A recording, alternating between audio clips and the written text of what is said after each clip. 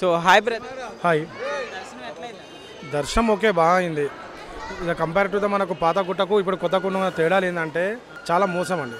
పాత గుట్టలో ఉన్నప్పుడు ఒక 10 రూపీస్, ఒక గుండుకు 10 రూపీస్. కానీ మన 10 రూపీస్ ఇచ్చి గుండు గీయించుకొని దర్శనం చేసుకొని అన్ని సౌకర్యాలు ఉండే అన్నదానం అని చెప్పి భగవంతుని దగ్గరికి వెళ్ళడానికి ఒక అన్నదానం అని చెప్పి ఒక ప్రతి ఒక్క సౌకర్యం అప్పుడు ఉండేది చిన్నగా ఉన్నప్పుడే. ఇప్పుడు డెవలప్మెంట్ చేసి ఒక గుండు గీయించుకోనికే 50 రూపీస్ ఏంటండి, 50 రూపీస్ రూపీస్. ఆ 50 రూపీస్ కాకుండా ఎవడైతే గుండు గీస్తున్నాడో వాడు గుండు గీసినందుకు ఒక 50 రూపీస్ డిమాండ్ చేస్తున్నాడు. అది ఎందుకు డిమాండ్ చేస్తారంటే అసలు అర్థం కాదు.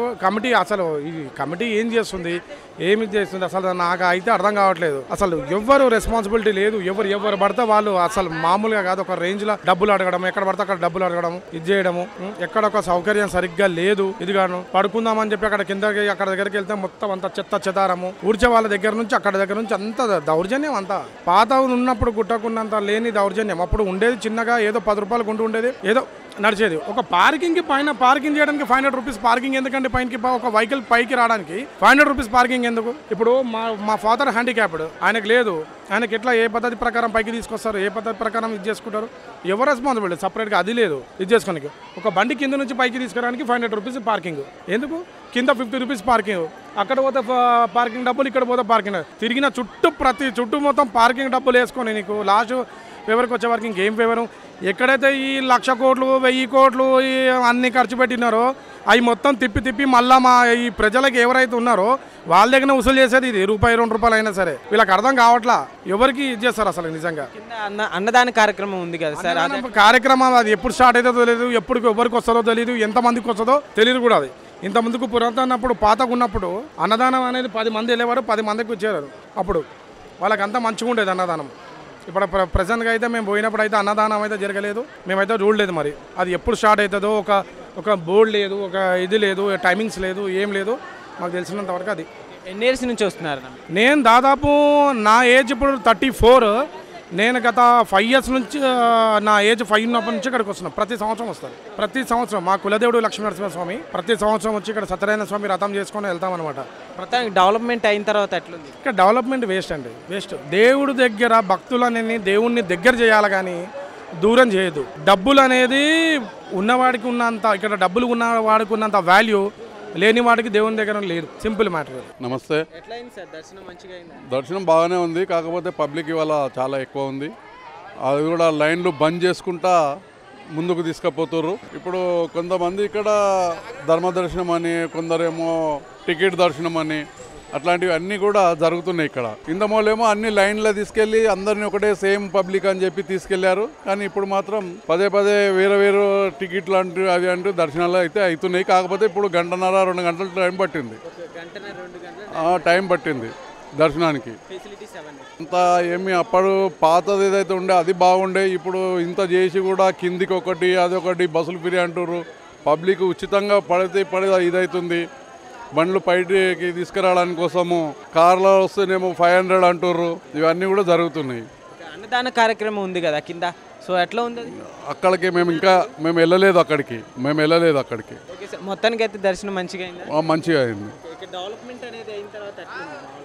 డెవలప్మెంట్కి అప్పటికి ఇప్పటికి పర్వాలేదు, కొద్దిగా మంచిగానే ఉంది, బెటర్గా అనిపిస్తుంది.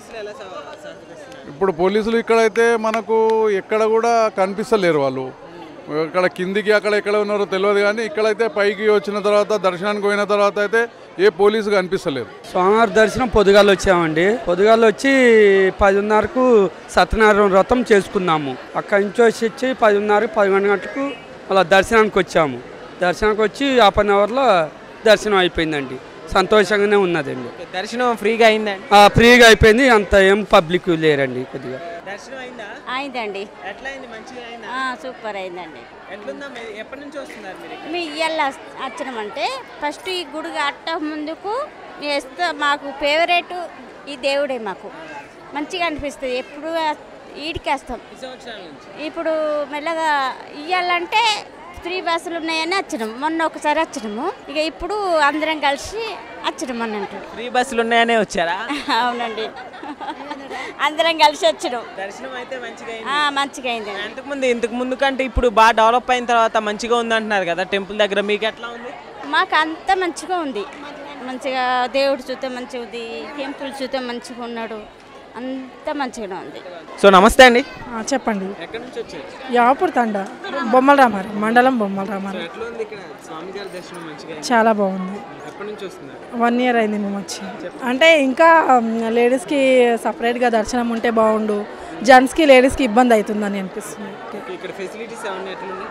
చాలా బాగున్నాయి, అన్నీ బాగున్నాయి. ఇంతకు ముందు కంటే ఇక్కడ బాగా డెవలప్మెంట్ జరిగింది. ఇంత ముందు కంటే చాలా డిఫరెంట్ ఉంది, అన్ని విధాలుగా డిఫరెన్సే ఉన్నాయి. టోటల్ చెప్పాలంటే మంచిగా అనిపిస్తుంది, చాలా బాగా.